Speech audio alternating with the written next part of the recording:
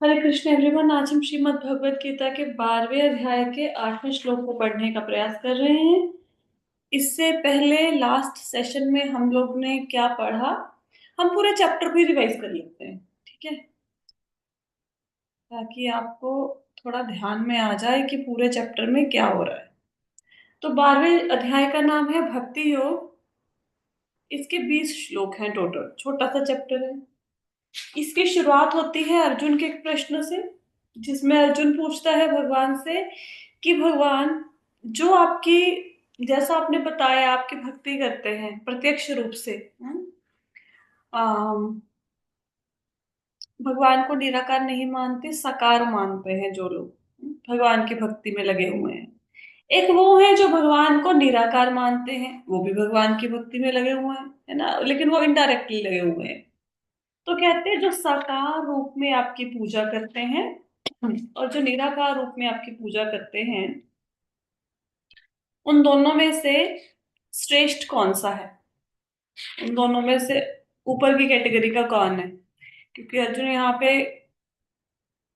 Sure हो जाना चाहते हैं कि मेरा मन तो भगवान के साकार रूप में लगा हुआ है, कहीं ये तो नहीं कि इस रास्ते पर चल के लॉन्ग टर्म में मेरा कोई नुकसान तो नहीं होगा, कहीं निराकार वाले आगे तो नहीं निकल जाएंगे, है ना, या ये तो नहीं कि मेरा मार्ग कठिन है, दूसरों का मार्ग इजी है। तो भगवान से पूछते हैं। फिर भगवान क्या कहते हैं, मैंने आपको बताया था कि इस बात का आंसर पहले भी भगवान ने दिया था अर्जुन को 6.47 नंबर श्लोक में। लेकिन क्योंकि अर्जुन का तब ये प्रश्न नहीं था, भगवान अपने आप ही उसको ज्ञान दे रहे थे, तो अर्जुन उस समय रिलेट नहीं कर पाए इस प्रश्न के उत्तर को। अब भगवान ने कहा कि जो साकार रूप में, जो मेरा साकार रूप है उसके ऊपर जो मन को लगाता है, उसकी पूजा करता है, उसको सिद्ध माना जाता है। हम्म। तो बता दिया निराकारवादी और सगुणवादी में कौन सा ऊपर है, जो साकार रूप में भगवान की भक्ति करता है। फिर भगवान ने क्या कहा, भगवान ने कहा कि निराकार का जो मार्ग है वो कठिन है। वो कठिन कैसे है, क्योंकि निराकार वालों को एक ऐसे भगवान का ध्यान करना है जहां पे उनकी कोई फॉर्म नहीं है, जिनको इंद्रियों से जाना नहीं जा सकता, जिसे सुना नहीं जा सकता, जिसे महसूस नहीं किया जा सकता, जिसकी कल्पना नहीं की जा सकती, ऐसा एक रूप जो सब जगह पे फैला हुआ है।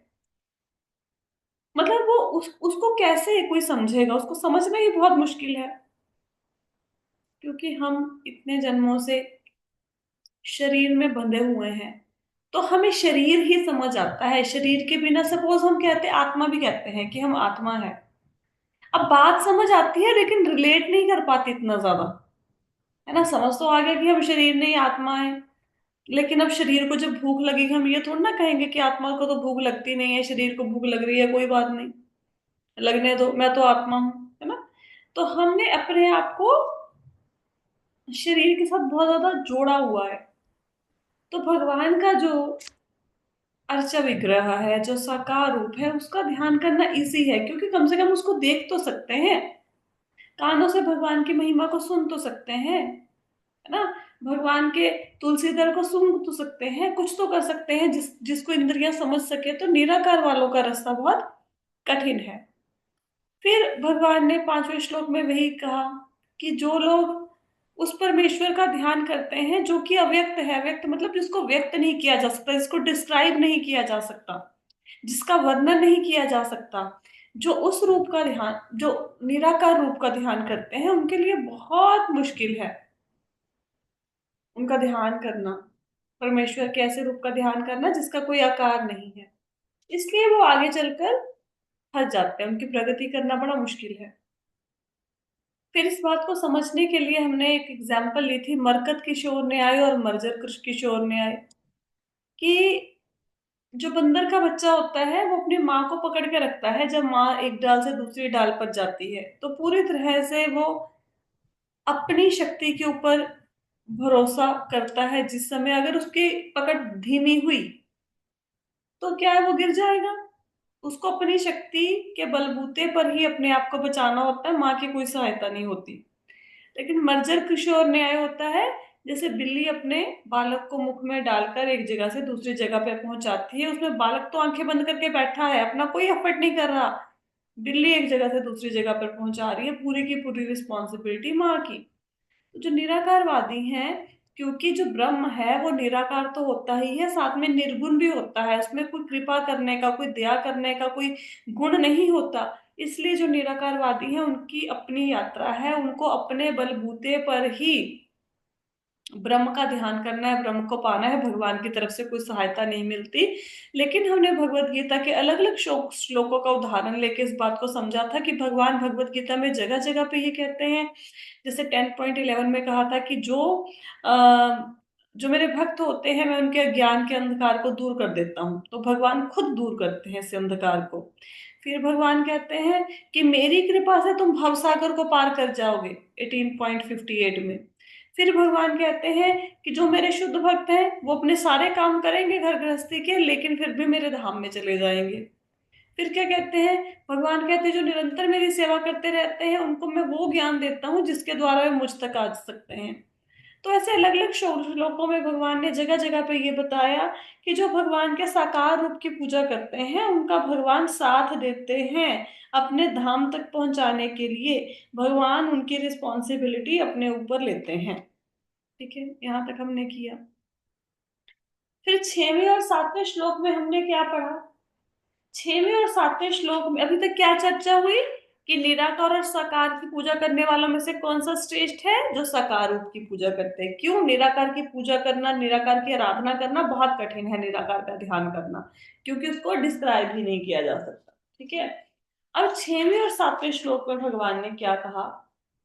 भगवान कहते हैं, यहाँ पे भगवान बताते हैं कि जो भगवान के भक्त हैं, जो साकार रूप में भगवान की पूजा करते हैं, वो बड़े भाग्यशाली हैं। क्यों भाग्यशाली हैं, क्यों लकी हैं वो? क्योंकि भगवान उनका भवसागर, भवसागर मतलब जन्म मृत्यु के बंधन में जो बंध गए हैं, इस समुन्दर में गिर गए हैं, इनसे भगवान बहुत जल्दी उनका उद्धार कर देते हैं। मतलब जो साकार रूप की पूजा करेंगे, भगवान क्या करेंगे, उनको जन्म मृत्यु के चक्कर से पार कर देंगे। कब पार कर देंगे? बहुत जल्दी, बहुत जल्दी। ठीक है, इसके लिए क्या करना पड़ेगा? भगवान की भक्ति करनी पड़ेगी, भगवान के ऊपर अपने मन को स्थिर करना पड़ेगा। तो आगे चलते हैं अभी 12.8 नंबर श्लोका पे, जो कि आज का श्लोक है हमारा। ये श्लोका है, मय्येव मन आधत्स्व मयि बुद्धिं निवेशय निवशिष्यसि मय्येव अत ऊर्ध्वं न संशयः। इसमें भगवान कहते हैं, मुझ भगवान में अपने चित्त को स्थिर करो और अपनी सारी बुद्धि मुझ में लगाओ, इस प्रकार निसंदेह तुम सदैव मुझ में वास करोगे। तो यहाँ पे क्या कहते हैं भगवान? यहाँ पे भगवान कहते हैं, इससे पहले वाले श्लोकों में क्या बताया कि साकार रूप में जो भगवान की भक्ति करते हैं वो श्रेष्ठ हैं, ये बता दिया। अब इस श्लोक में भगवान बता रहे हैं कि साकार रूप में भगवान की आराधना कैसे की जाए। हम्म? भगवान अर्जुन को दो चीजों का पालन करने के लिए कहते हैं। कौन कौन सी दो चीजों का? भगवान कहते हैं, एक तो मन को भगवान में लगा दो। देखो दोबारा से पढ़ते हैं हम तात्पर्य को, मुझ भगवान में अपने चित्त को स्थिर करो।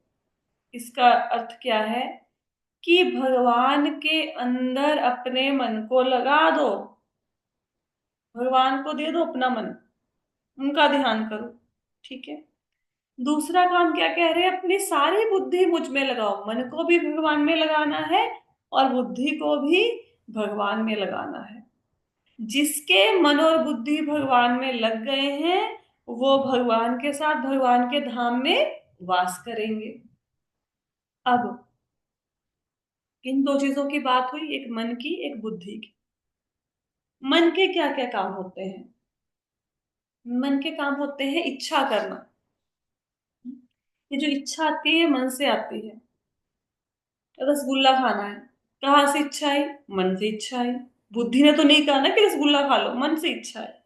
ठीक है, तो मन का काम है डिजायर्स, कामनाएं पैदा करना। फिर आकर्षण, अट्रैक्ट कर देता है मन चीजों के प्रति।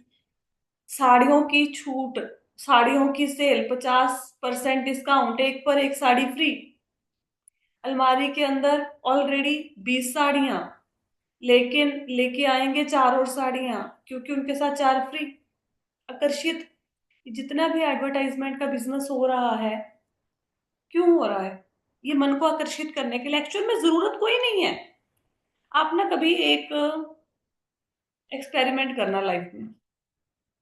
एक आपको पता है, जब आप पहले के टाइम पे क्या करते थे, आप राशन की एक लिस्ट बनाते थे। इतना दाल चावल तेल घी चाहिए पूरे महीने में। वो राशन की लिस्ट लाके आप पंसारी की दुकान पे देते थे, ग्रोसरी स्टोर में वो आपको वो राशन दे देते थे, आप घर आ जाते थे। टाइम बदला। लोगों ने जाके डी मार्ट में, रिलायंस फ्रेश में, इन जगहों पे जाके शॉपिंग करनी शुरू करी। कभी एक्सपेरिमेंट करना, डी मार्ट में जाके राशन लेके आना, या फिर घर के जो भी आपका नजदीक का दुकानदार है उससे लिस्ट बना के राशन लेके आना। किसका बिल ज्यादा बनेगा? डी बताओ। मार्ट का मत। क्यों ज्यादा बनेगा बताओ? माता जी वो एसी चला रहे हैं, और भी तो ऐसे वो हैं, तो वो उसमें बढ़ा के ही देते। नहीं नहीं, बढ़ा माता के जी वहाँ पे देंगे वो आपको सस्ता मिल जाएगा यहाँ पे। प्रमोशंस होते हैं, अट्रैक्शंस रहता है, प्रमोशंस होती हैं, और ऐसे करके वो अपने बिजनेस को बढ़ाने की काफी वो स्कीम रखते हैं, इसलिए ज्यादा हम परचेज कर लेते हैं मैम। हाँ, माता ये जी जो लालच भी, बोलो लालच भी बोलो। देते जाते हैं। लालच देते हैं, है ना? तो जब आप डी मार्ट में जाएंगे, डी मार्ट में क्या होता है? डी मार्ट में सारा सामान डिस्प्ले किया होता है उन्होंने, है ना? ये डिस्प्ले ही सबसे बड़ी प्रॉब्लम है। सबसे पहले जाओ, वहां पे क्या लिखा होता है? ये कोल्ड ड्रिंक की एक बॉटल है, एक पे एक फ्री। ठीक है, अब जरूरत नहीं है कोल्ड ड्रिंक की, लेकिन अच्छा, ये एक कोका कोला पे एक कोका कोला फ्री है, ले लो भाई। ठीक है, फिर आगे आप गए, किसी पे डिस्काउंट दिख गया आपको, फिर वो चीज धर ली। फिर वहां पे नॉर्मली जब आप राशन लेने जाते थे, नॉर्मली जब हम मतलब पंसारी की दुकान पे जाते थे पहले के टाइम पे, कभी ऐसा हुआ था कि आप लोगों ने दो टॉफियों के पैकेट ले लिए, चार बिस्किट के पैकेट ले लिए, चार भुजिए के पैकेट ले लिए, चार बोतल्स कोल्ड ड्रिंक की डाली? ऐसा होता था राशन में? कभी नहीं होता था। वो स्लिप जाती थी जिसमें क्या लिखा होता था? चाय पत्ती, चीनी, दालें, चावल, घी, तेल, साबुन, और वो लिस्ट आ जाती थी। अब और उसकी दुकान पे दुकानदार की होती भी नहीं थी चीजें बहुत ज्यादा। ठीक है, ज्यादा से ज्यादा क्या होता था, वो बच्चों के लिए 2 रुपए की टॉफी दे दो, या बच्चों को वैसे फ्री में दे देता था।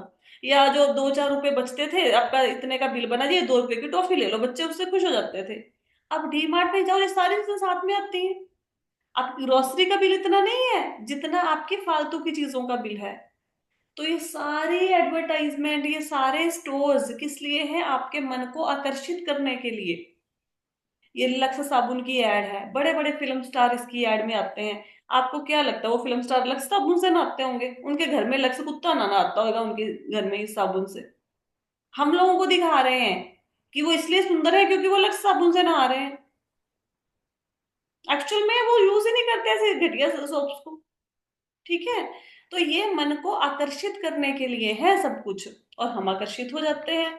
तो मन का पहला काम क्या है? इच्छा पैदा करना। दूसरा काम क्या है मन का? आकर्षण पैदा करना।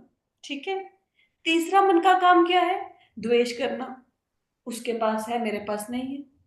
उसके पास 10 लाख की गाड़ी है, मेरे पास 5 लाख की है। उसके पास गाड़ी है, मेरे पास तो है ही नहीं।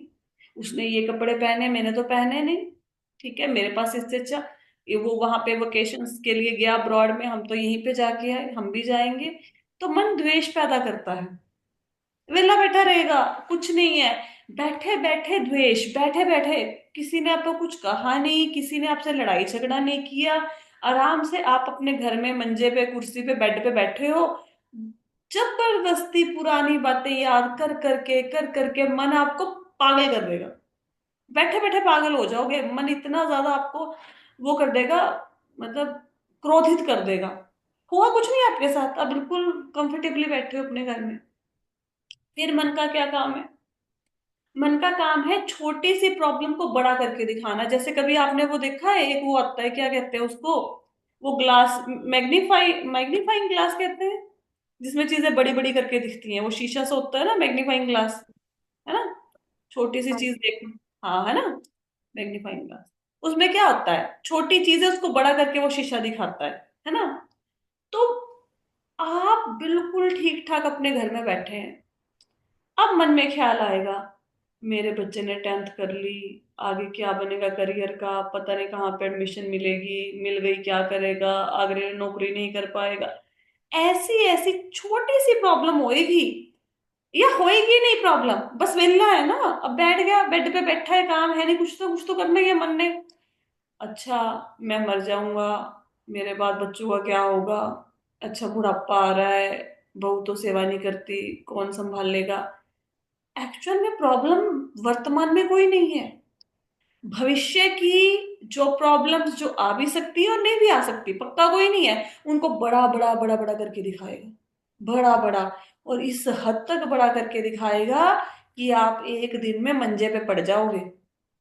ये मन की पावर है, पागल करने की हिम्मत रखता है आपको। जैसे आप सुबह उठे बिल्कुल तंदुरुस्त, कोई प्रॉब्लम नहीं है आपको, सुबह उठते ही मन में सोचना शुरू करो कि आज मेरा सिर दर्द हो रहा है, ऐसे ही, हो नहीं रहा, सिर्फ सोचो सिर दर्द हो रहा है, 4 घंटे बीतेंगे आपका सच में सिर दर्द शुरू हो जाएगा। और वाकई में बहुत ज्यादा सिर दर्द हो रहा हो आपका, कोई आ गया घर में मेहमान, या आप किसी ऐसे काम में लग गए जिसमें आपको सोचने का टाइम ही नहीं मिला कि मेरा सिर दर्द हो रहा है, आप देखना सिर दर्द अपने आप ठीक हो जाएगा। मन बहुत पावरफुल है। अब भगवान क्या कह रहे हैं कि मन को मेरे अंदर स्थिर कर दो, मन को मुझ में लगा दो। जब जब आपके मन में ये फालतू के विचार आए, करियर, जॉब, स्वास्थ्य, पैसा, इच्छाएं, तो उस समय मन को भगवान में लगा दो। अब आ जाता है बुद्धि। मन के काम तो सबको समझ आ गए। बुद्धि, बुद्धि का क्या काम है? बुद्धि का काम है विचार करना, हम्म, सोचना, मतलब एनालिसिस करना, देखना क्या सही है क्या गलत है। जैसे मन में आ गया, अच्छा साड़ियों पे सेल लगी है, 1+1 फ्री, 2 साड़ियां ले लेते हैं। बुद्धि कहेगी अरे पागल है, पहली अलमारी में सांस नहीं आ रही है, कहाँ रखोगे साड़ियों को, क्या जरूरत पड़ी है।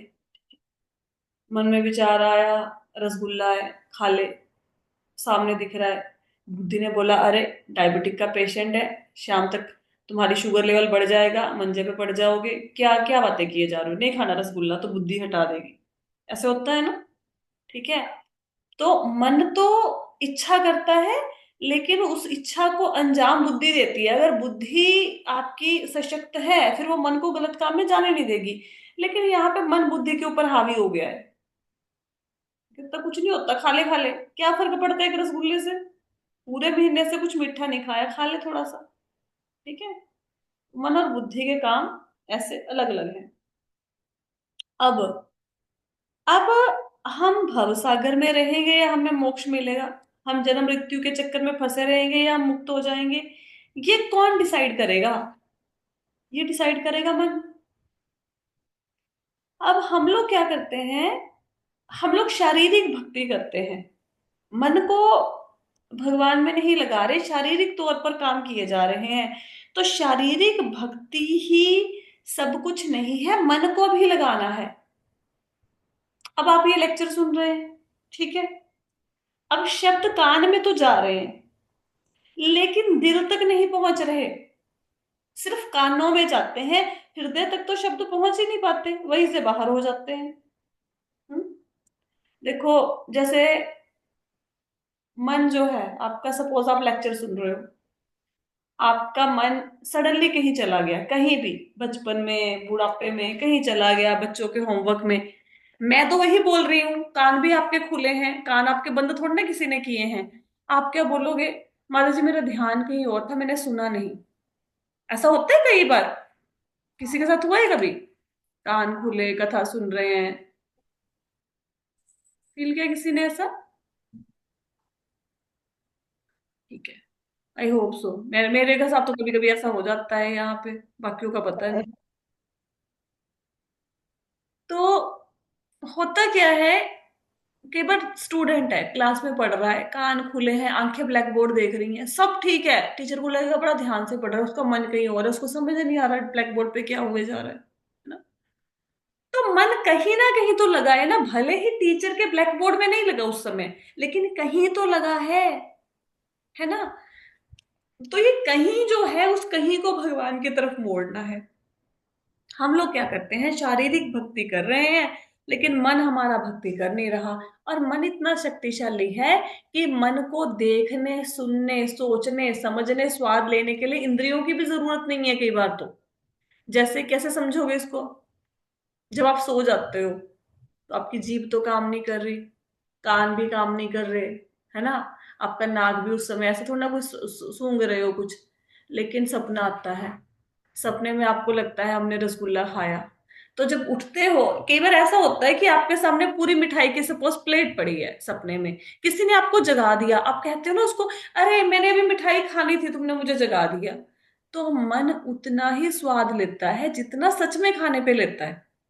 आपके साथ कभी ऐसा हुआ है जैसे कोई पहाड़ की चोटी से गिरे ऐसा दिखा रात को, या पुलिस पकड़ के ले गई, या कोई भी ऐसा बुरा सपना, आप भाग रहे हो, कोई आपके पीछे पड़ा हुआ है, आप उठेंगे, आप पसीनों से तरबतर होंगे, कई बार आप रोते हुए मिलेंगे अपने आप को। किसी के साथ ऐसा हुआ है कि सपना आया बुरा और आप, आपकी आंख खुली, आप रो रहे थे, देखा कभी किसी ने ऐसा? जी माता जी, रो रही थी मैं एक बार।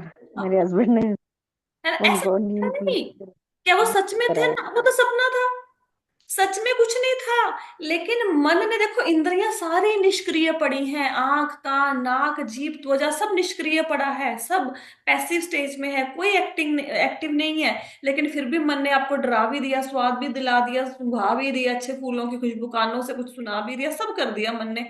और ऐसा पागल करेगा आपको मन। रात को आपको कोई बुरा सपना आया, आप अगले 2 3 4 दिन तक उस सपने को भूल नहीं पाओगे, अगर सुबह उठते ही आपको वो सपना याद रह गया तो। होता है ना।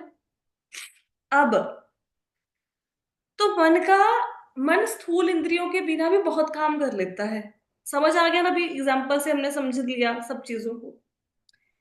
जब हम भगवान के पास जाएंगे, तो भगवान जब हमारे कर्मों का लेखा जोखा करेंगे, तो भगवान कौन से क्रियाओं को देखेंगे, कौन सी क्रियाओं को महत्व देंगे, शारीरिक क्रियाओं को या मानसिक क्रियाओं को? बताओ। मानसिक माता जी।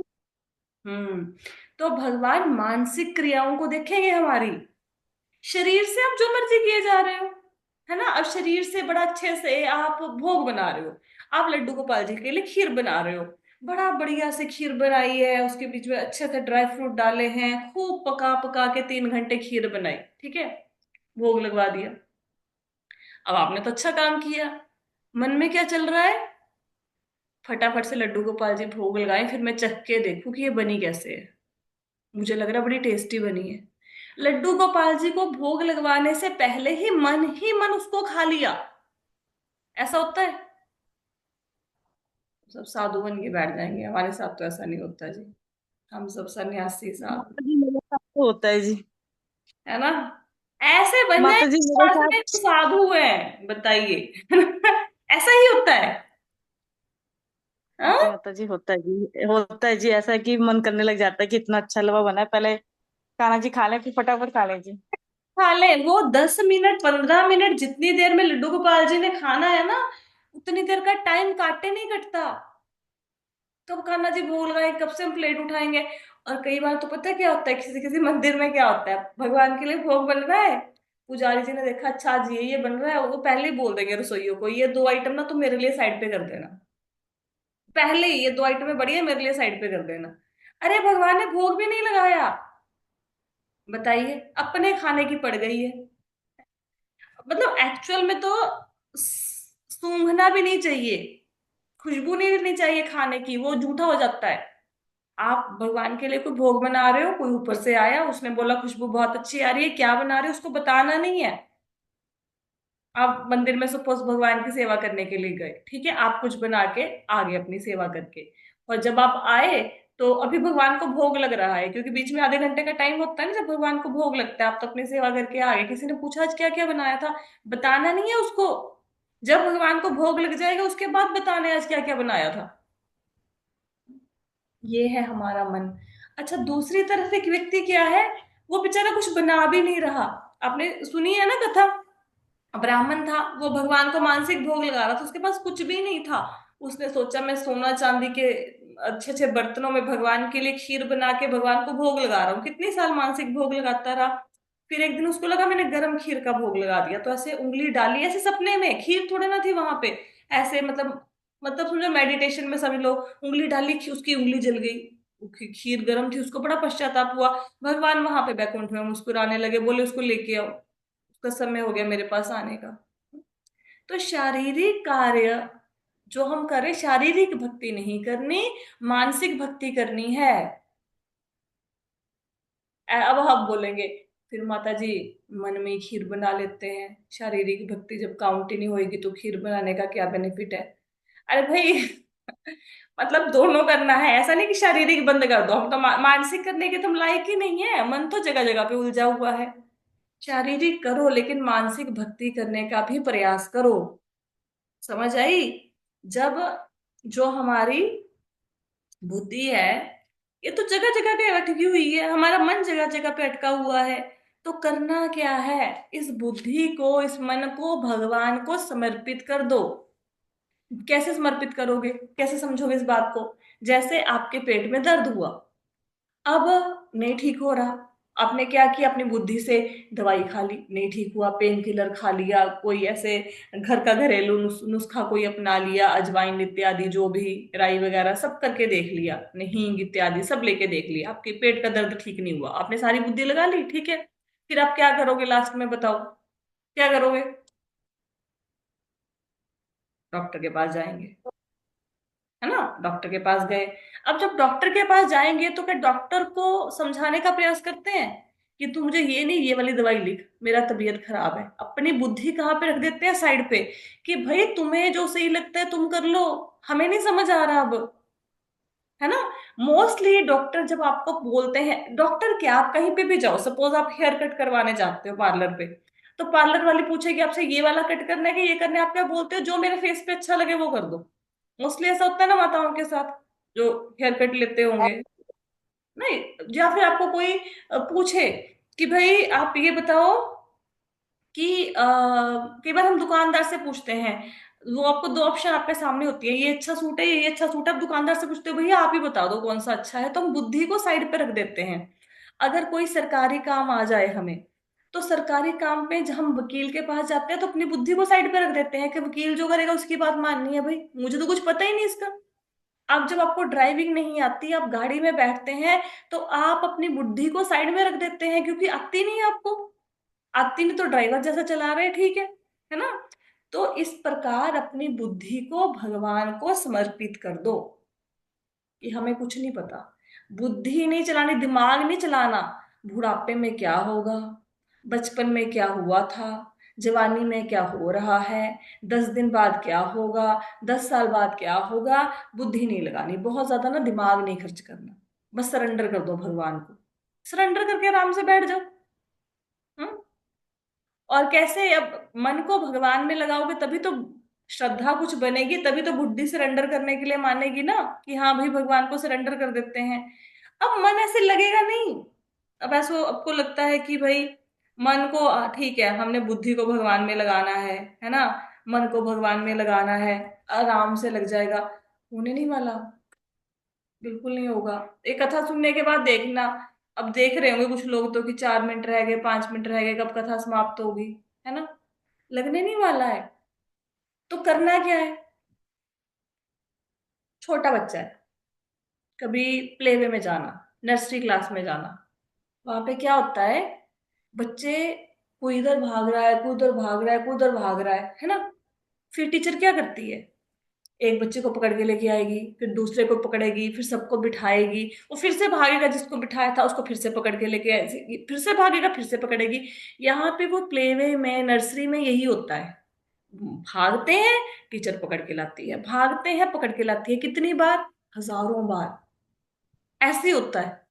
ठीक है। जैसे बच्चे को तो नहीं पता ना, अब बच्चा है सड़क पे भाग रहा है, आप क्या करोगे, पकड़ोगे, फिर बच्चा भागेगा, फिर पकड़ोगे, बच्चे को थोड़ा ना पता कि मेरा एक्सीडेंट हो जाएगा, आपको तो पता है। तो आप पकड़ पकड़ के लेके आते हो। हाँ, फिर क्या होता है, फिर वो बच्चे चले गए एलकेजी यूकेजी फर्स्ट में चले गए। अब बच्चों को बाय डिफॉल्ट समझ आ जाता है कि ये चेयर पे बैठना है, मैं यहाँ पे खेलने के लिए भागने के लिए नहीं आया हूँ।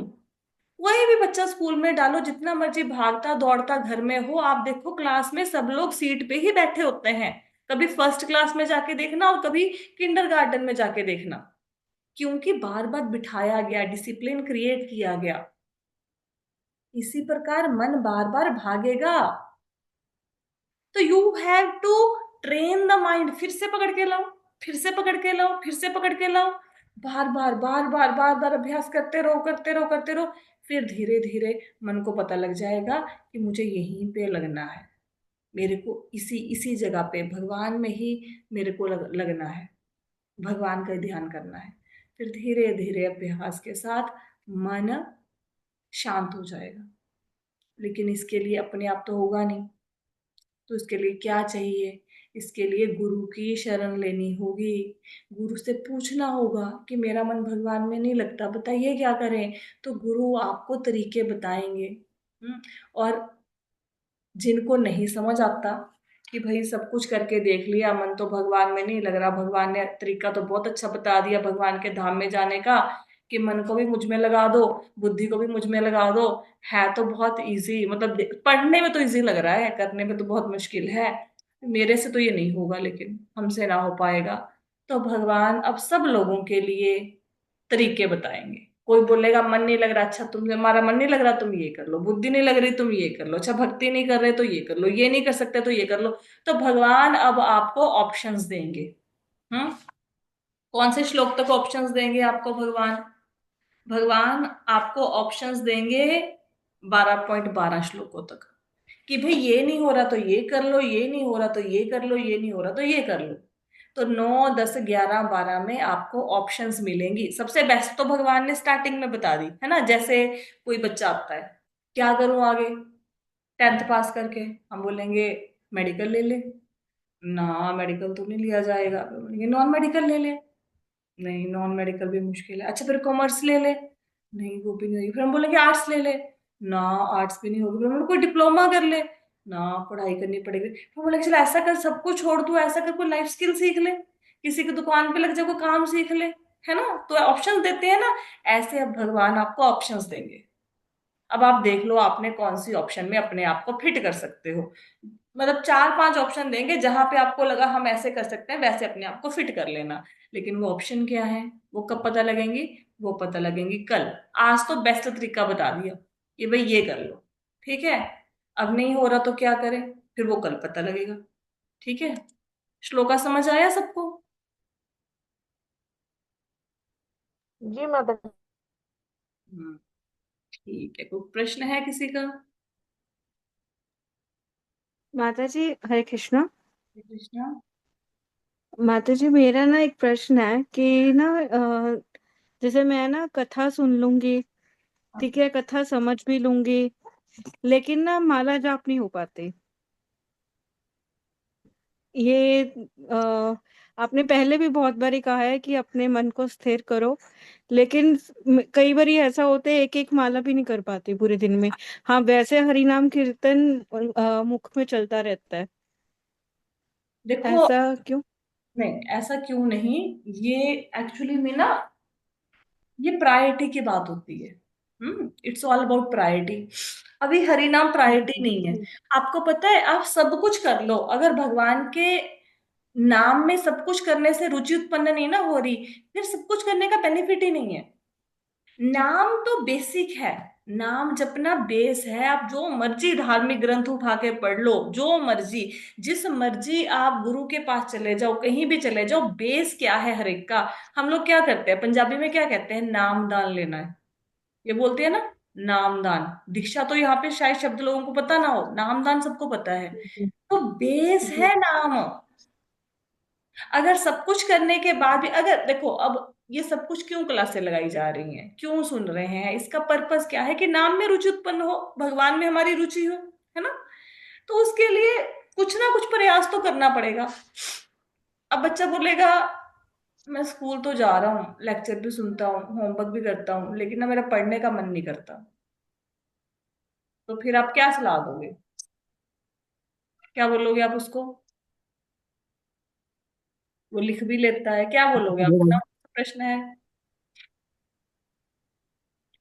क्या बोलोगे एकता जी? प्रैक्टिस तो बेटा करनी ही पड़ेगी, सेटिंग तो देनी ही पड़ेगी। हाँ बस फिर ठीक है, यही आपके लिए है। ठीक है, आपने आंसर दे दिया ना? ठीक है, हाँ जी। ठीक है। ठीक है। ठीक है, तो ऐसे एकदम से शुरू मत हो जाओ, एक माला से शुरू करो, डेली एक से, फिर धीरे धीरे बढ़ाना। एक एक से शुरू तो करो, शुरुआत तो करो, लाइन में तो लगो। इतनी लंबी लाइन है जी। भगवान से मिलने वालों की, आप तो साइड पे बैठे हो, लाइन में तो लगो। लगोगे तो कभी ना कभी बारी आ जाएगी। आज से करनी शुरू करो, फिर कल की क्लास में खुद ही बताना कि मैंने करनी शुरू कर दी। ठीक है? जी माता। राइट। तो आज की क्लास को हम यहाँ पे विश्राम देते हैं। हरे कृष्णा। कोई क्वेश्चन रह गया तो मैं कल उसको आंसर करूंगी, ठीक है? कुछ रह गया तो। हरे कृष्ण।